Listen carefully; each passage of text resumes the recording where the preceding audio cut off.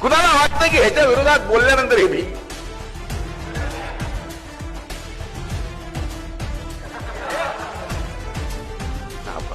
तरी पण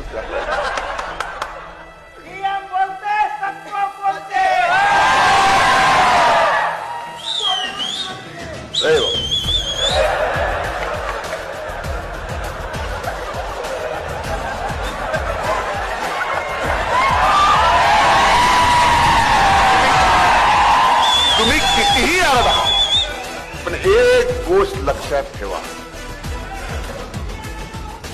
जीवनामध्ये ज्या व्यक्तीनं जे व्हायचं ठरवलंय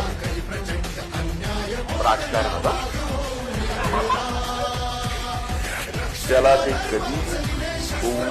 दिलेलं नाही. त्या मनात त्याला